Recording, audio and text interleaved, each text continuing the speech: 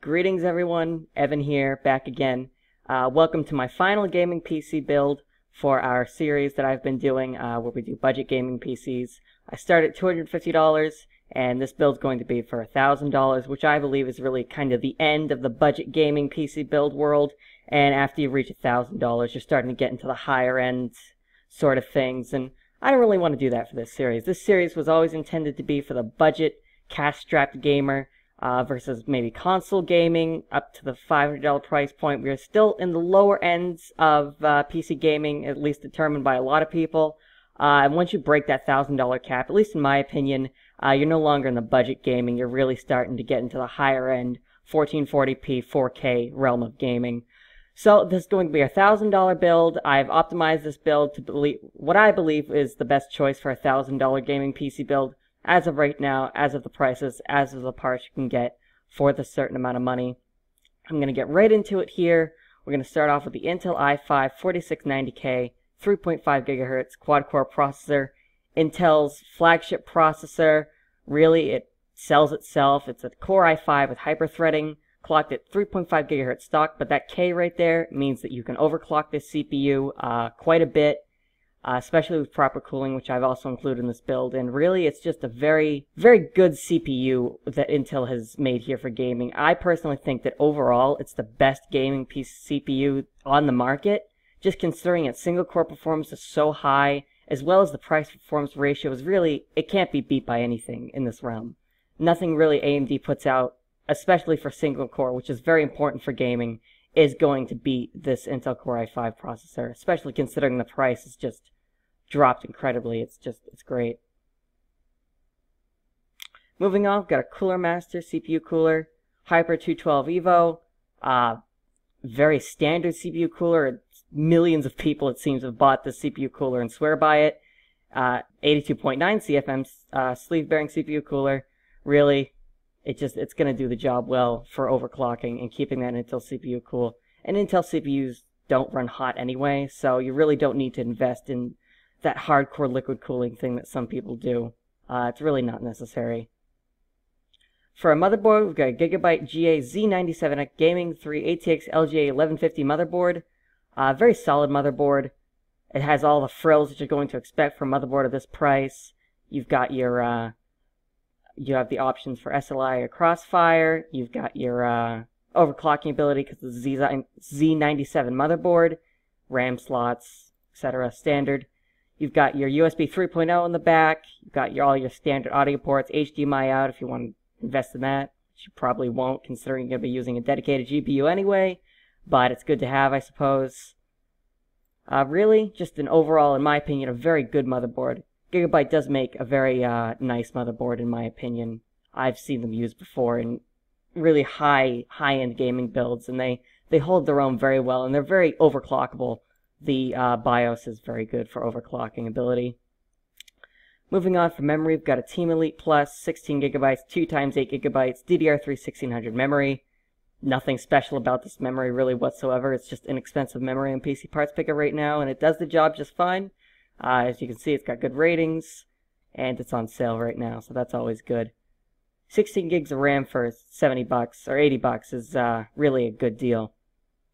Included in this build, we have an ADATA Premiere Pro, 128 gigabytes, 2.5-inch solid-state drive.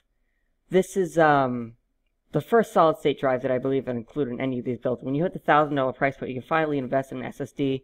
An SSD is going to be used for your operating system, so that boots up a lot quicker and you load things faster in general. And also you can put some of the games that you play the most, or the applications you use the most, on the solid-state drive, and they'll perform and they'll access data a lot faster than they will on a mechanical hard drive. So that's always an advantage to have. For a hard drive, we've got Hitachi Desktop, 2 terabyte, 3.5 to 7200 RPM hard drive. Plenty of storage space for your all your games and rendering and videos and that sort of thing. Really, it's just a standard hard drive. Nothing too special about it, but it does the job just fine, and it's price effective. So that's why I went with it. Now for the video card. This is AMD's new series of video cards. The R9 300 series was just released about a month ago. They aren't based on the newer architecture that AMD plans rolling out sometime in the near future. These are based off of the older high-end R9 290 and 280 series. I believe the R9 390 is based around on the R9 285 architecture. But what AMD has done is they've added more graphical memory. They've really upped the efficiency of the card, as well as some of the shader units and that sort of thing. So really, this is just a step up, not quite the overhaul that we've been expecting from AMD, but right now, it's incredibly cost-effective. It's cheaper than anything NVIDIA has in the same price range, and you're getting 8 gigs of graphical memory, as well as some very serious processing power that can really go toe-to-toe with about the 960 and 970 in NVIDIA's range, and those only have like 2 gigs and 4 gigs of graphical memory. This has 8 gigs of graphical memory. That's the amount of RAM that we have, basic RAM, in some of our other gaming builds.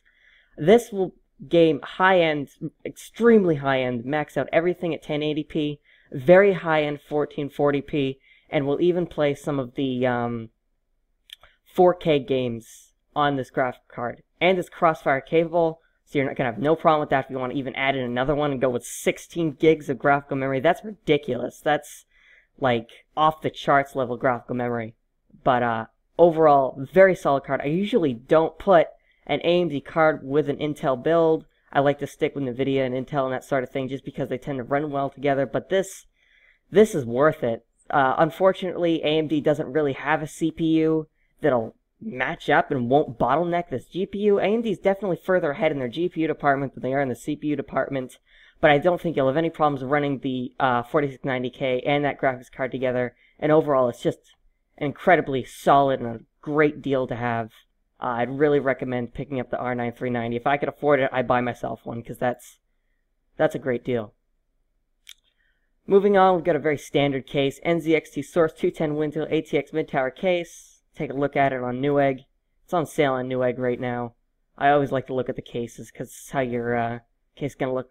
5 eggs. Very, very incredible rating. You never see that on Newegg. Usually people are always complaining, something went wrong, I didn't do it right, and they give it a 1 star, but nope. Very, very good looking case. You got a side window to show off all your components and hopefully your decent cable management. If not, you might want to hide that behind a case that doesn't have a window in it. But if you want to put some LEDs in there, you can make this gaming build look really nice. It's included with case fans. There's enough room for routing your cables behind. And really, overall, it speaks for itself. It's a very solid case. I tend to say solid a lot in these gaming builds, but really, quality matters, so we'll say solid a lot. That's fine. EVGA SuperNOVA NEX 750 watt 80 plus certified semi-modular ATX power supply. 750 watts is more than enough for this build.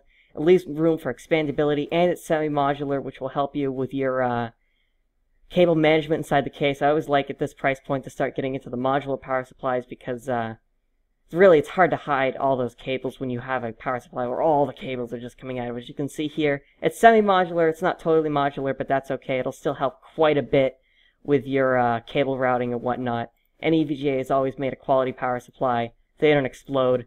They're going to hold their own very well, especially under high load with overclocking in a serious graphics card such as this one. And to finish off, we've got an LG optical drive, DVD, CD writer. Very standard, nothing special about it. I always like to include an optical drive in my builds. If you don't want it, toss it out, keep it out of the build.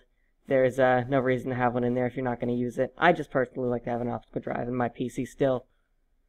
So, that's my $1,000 gaming PC build, as you can see. Almost perfect. Total $1,000.69. Really, this is a great gaming build in my opinion. If I had $1,000 to spend, this is the gaming build that I would personally go with. I really like the fact that you can get 16 gigs of RAM at the $1,000 price range. You can get such a quality graphics card. You can get an SSD. Really, $1,000, in my opinion, is the optimal price for a gaming PC.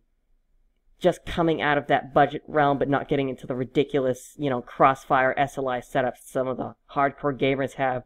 This will play anything you want on Ultra. You're not going to have any issues for at least 2 or 3 years running the newest games coming out. It's future-proof, yet it's not breaking the bank, and that's the balance that I like to keep. So, leave any comments down below. questions, anything like that. If you enjoyed this, feel free to subscribe. I have some Let's Plays that I do on my channel as well, and that sort of thing. So, thank you for watching. Hope to see you again soon.